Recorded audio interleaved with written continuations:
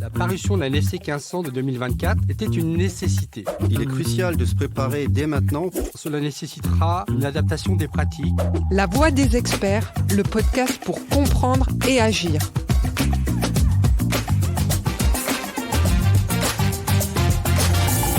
Bonjour et bienvenue dans ce nouvel épisode de notre podcast La Voix des experts.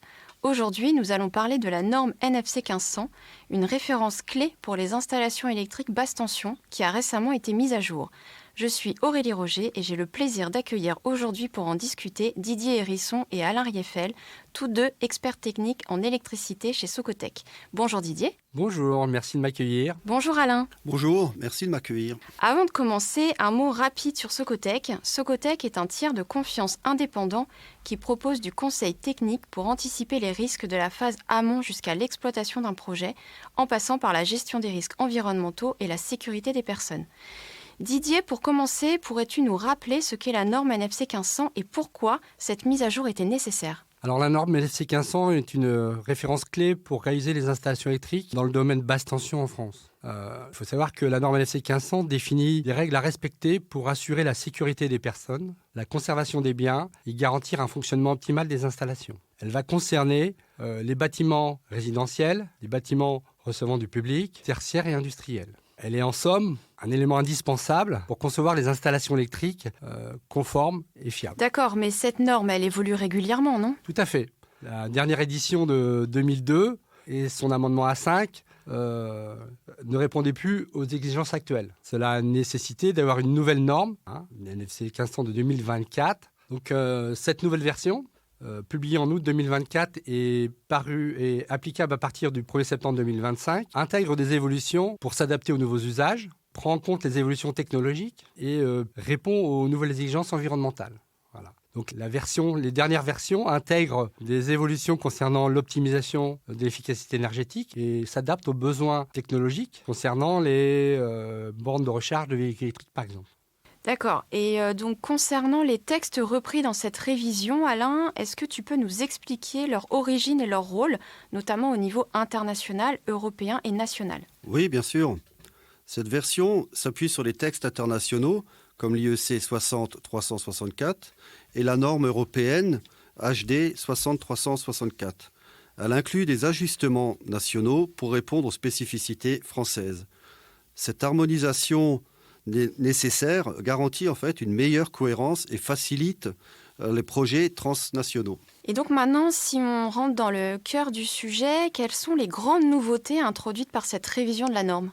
Alors, il faut savoir qu'il y a plusieurs évolutions majeures à signaler.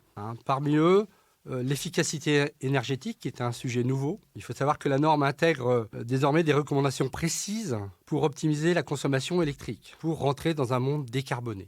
Cela passe par l'utilisation d'équipements plus performants et le dimensionnement d'installations plus adapté, notamment pour limiter les pertes d'énergie. Autre sujet, une protection renforcée pour l'incendie. Donc un nouveau dispositif dû aux évolutions technologiques a été mis en place dans la norme NFC 1500 pour la protection contre les arcs électriques internes se produisant dû à des mauvaises connexions ou des connexions mal serrées. Alors ce dispositif, dans la norme NFC 1500, est proposé comme une recommandation. Enfin, autre évolution sur un autre sujet, c'est la protection contre les surtensions atmosphériques. Il y a eu un changement de la méthode d'évaluation du risque foudre, avec prise en compte les conséquences d'un coup de foudre sur la vie humaine, les services, les activités et le bâtiment. Et Alain, est-ce qu'il y a d'autres nouveautés importantes à retenir ? Ah oui, tout à fait.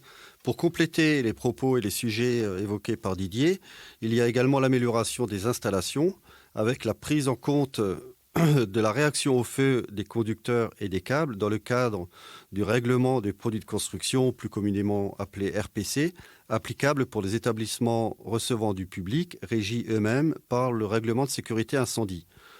Également, le changement de la méthode de référencement des canalisations permettant un meilleur usage pour assurer la sécurité et être en harmonisation avec les normes européennes et les normes internationales. Enfin, une évolution également sur le taux d'harmonique pour la prise en compte de l'augmentation de la section du conducteur neutre sur les circuits triphasés, avec l'ajout du cas du taux d'harmonique de rang 3, compris entre 33 et 45 %, pour les circuits dédiés, par exemple, à l'informatique ou à la bureautique. L'électromobilité a également été refondue dans des règles adaptées pour les bornes de recharge pour véhicules électriques, dans une partie de la norme de la NFC 1500-7-722, dédiées et ont été ajoutées pour répondre à leur déploiement croissant en garantissant leur sécurité et leur conformité.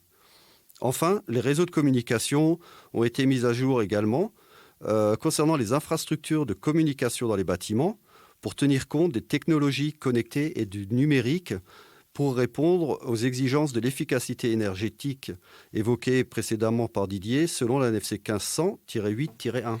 Et donc Didier, avec toutes ces évolutions, quel impact concret cela aura-t-il pour les installateurs et les concepteurs ? Eh bien, cela nécessitera une adaptation des pratiques et notamment une formation aux nouvelles exigences. Par exemple, le dimensionnement des câbles et des dispositifs de protection devront être repensés pour certains cas. Dans le cadre des vérifications de conformité des installations électriques, ça va nécessiter un temps d'adaptation. Merci pour ces explications. Alain, est-ce qu'on a un dernier mot à dire à nos auditeurs ? Oui, bien sûr. Il est crucial de se préparer dès maintenant pour anticiper ces changements très importants. Et donc, n'hésitez pas à consulter le replay de notre webinaire sur le site de Socotec pour plus de détails techniques. Merci beaucoup à tous les deux et merci à vous de nous avoir écoutés. Pour toute question ou pour être accompagné par Socotec, vous pouvez contacter nos experts.